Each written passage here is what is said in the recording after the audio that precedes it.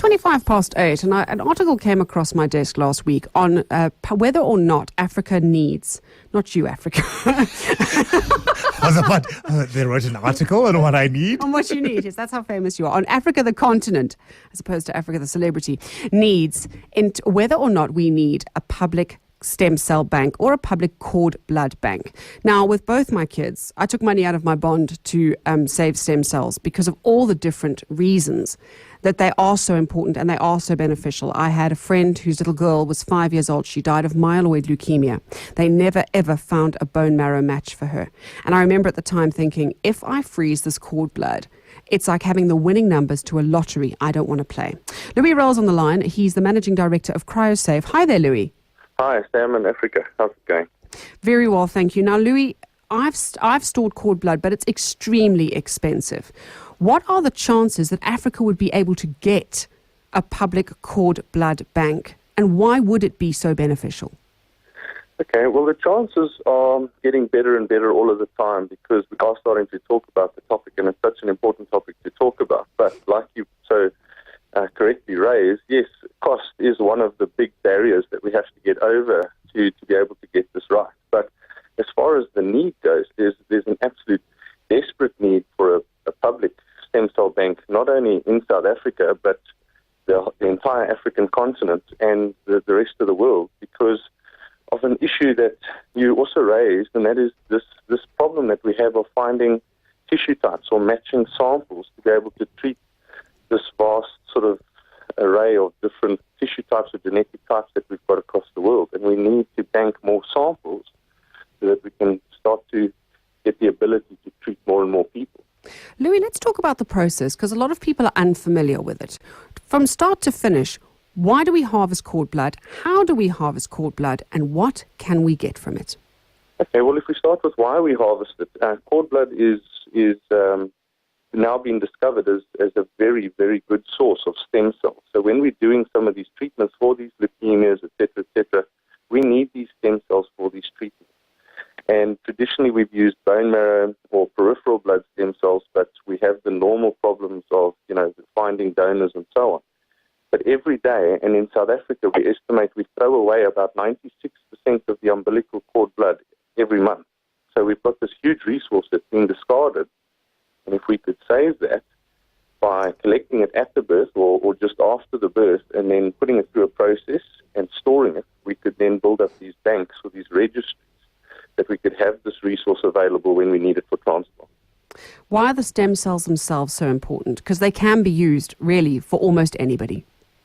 Well, yes, absolutely. So these stem cells are often referred to as the basic building blocks of our body. These are very unique cells that have the ability to differentiate into different cell types. And because we've got this basic element as a cell, that we can use the cell now to treat certain diseases. So, it's quite a magical cell, I suppose, if you look at it like that. It's got lots of different abilities, and our scientists are starting to study more and more different applications for these basic building blocks in our body, what we can use them for and what we can do with them.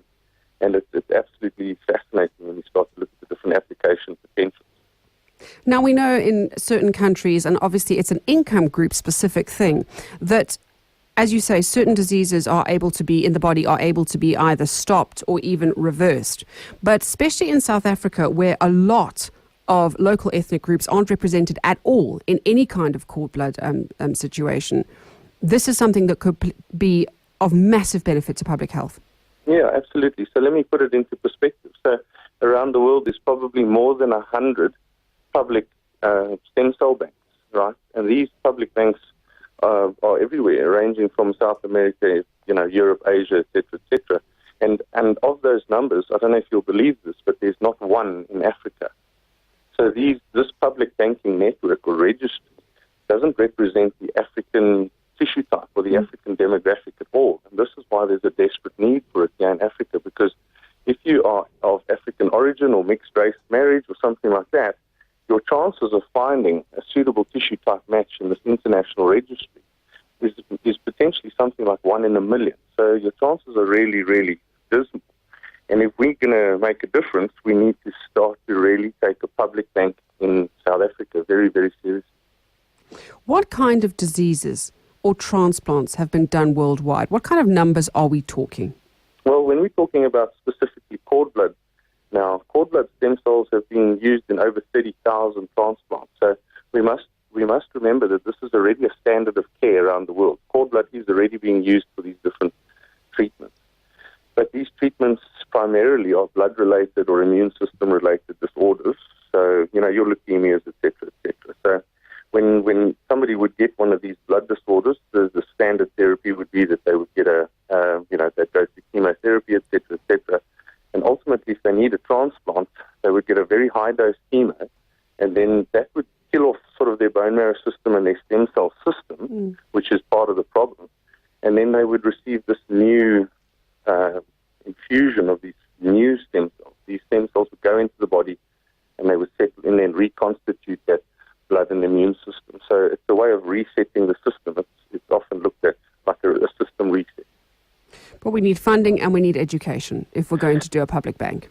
Yes, absolutely. That's the first step. I mean, always education and awareness whenever it's dealing with something like organ donation and so on. And I think there's already great organizations here in South Africa that are doing it. There is the Bone Marrow Registry, there is the Sunflower Fund, and they do great work. But, at the end of the day, we've still got this huge resource that's being discarded. And we know that we need to treat about 2,000 people a year in South Africa, and we're probably getting to only 10% of that. So there's a huge local need for this. And if we can get more awareness, I think we could find the funding. I don't think that's so much of a problem, but we just need to get the people to know about it, and I'm sure people are passionate enough to commit. Rehrl there, Managing Director of CryoSave. And the thing is, Africa, with these banks, if we could get umbilical cords, as he said, are chucked away every single day. So it's not as though you're taking from somebody. It's not painful. It's one of those things that is going to be discarded anyway. And you get 200,000 to 300,000 stem cells out of an umbilical cord. I'm on the Sunflower, I was asked by Sunflower Fund to be on the Bone Marrow Register, and I got a call, actually, about 6 months ago. Wow. It wasn't to extract my bone marrow because I wasn't too close of a match, but they wanted my blood platelets, which in itself was an extraordinary experience. It was the first time I ever did it, where they take blood out of you, they process it, and then they, chuck in the rest of the blood, basically, that you don't need. And I remember feeling so grateful that I would be in a position to help somebody along. I imagine that person didn't survive because I wasn't asked back again, and I was told that there was a reaction, unfortunately, to the medication that he has been given. Okay. So that's why he needed an additional amount of blood platelets.